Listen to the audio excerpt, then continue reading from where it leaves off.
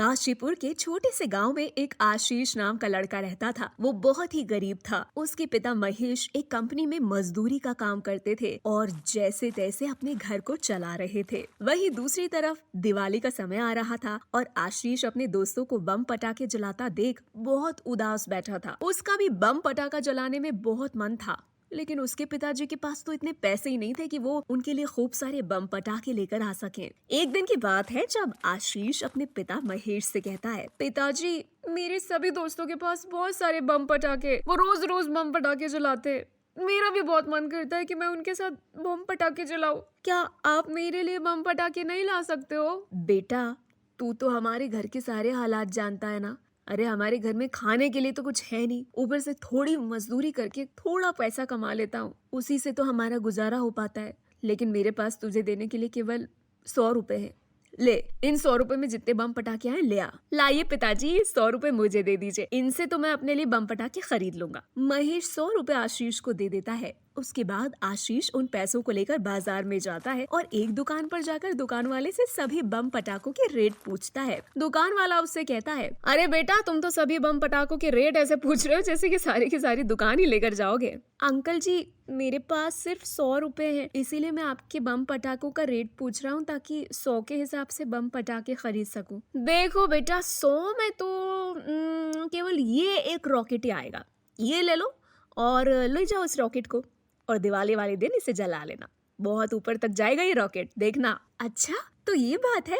लाइए, मुझे दे दीजिए ये रॉकेट, इसको दिवाली वाले दिन जलाऊंगा। आशीष 100 रुपए दुकान वाले को दे देता है और रॉकेट लेकर घर आ जाता है। घर आकर वो अपने पिता महेश को रॉकेट दिखाता है और उनसे कहता है, ये देखो पिताजी, कितना बड़ा रॉकेट लेकर आया हूँ मैं। अब तो दिवाली पर सबसे ऊंचा रॉकेट मेरा ही उड़ेगा। हाँ बेटा, तुम्हारा रॉकेट तो बहुत बड़ा है और बहुत ऊपर तक उड़ेगा। चलो अब इसे संभाल के रख दो और दिवाली वाले दिन इसको जला लेना। ठीक है पिताजी। ये कहकर आशीष उस रॉकेट को अपने कमरे में ले जाता है और सोते समय भी उस रॉकेट को अपने पास रखकर सोता है। अगले दिन जब आशीष स्कूल जाता है तो उस रॉकेट अपने साथ ले जाता है और अपने दोस्तों को दिखाता है। ये देखो दोस्तों, मेरा रॉकेट कितना बड़ा और कितना प्यारा लग रहा है। दिवाली वाले दिन तो मैं ही सबसे बड़ा धमाका करूंगा और ये रॉकेट सबसे ज्यादा ऊपर उड़ेगा, देख लेना। तभी बंटी आशीष के हाथ से उस रॉकेट को छीन लेता है और उससे कहता है, ये रॉकेट तो मेरे पास होना चाहिए, इस रॉकेट को तो मैं उड़ाऊंगा। अरे बंटी, बंटी, मेरा रॉकेट मुझे वापस कर दो प्लीज, मुझे वापस कर दो मेरा रॉकेट। मेरे पास और बम पटाखे नहीं है। तो तुम्हारे पिताजी ने तो तुम्हें कितने सारे बम पटाखे दिए, तो तुम मेरा रॉकेट क्यों ले रहे हो? प्लीज मुझे मेरा रॉकेट वापस कर दो। मेरे पिताजी ने मुझे पैसे दिए थे इसको लाने के लिए। अबे, तुझे पता नहीं है क्या?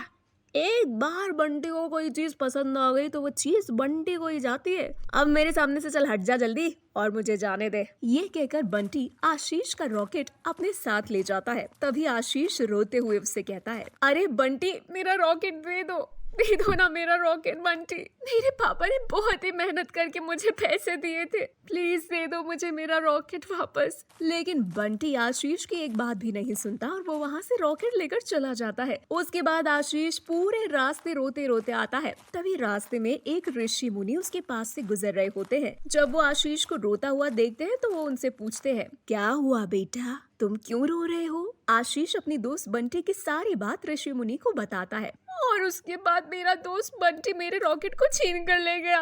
बस इतनी सी बात, और इतनी सी बात के लिए तुम रोते जा रहे हो? रुको, मैं तुम्हें कुछ देता हूँ। तभी ऋषि मुनि अपना एक मंत्र पढ़ते हैं जिससे वहाँ पर एक बहुत बड़ा रॉकेट आ जाता है जिस पर कई प्रकार के बम लगे होते हैं। ये देखो आशीष, ये एक बहुत बड़ा रॉकेट है और ये कोई मामूली रॉकेट नहीं है, ये एक जादुई रॉकेट है। ये रॉकेट तुम्हारी सभी इच्छाओं को पूरा करेगा। जो तुम चाहो वो इस रॉकेट से मांग सकते हो।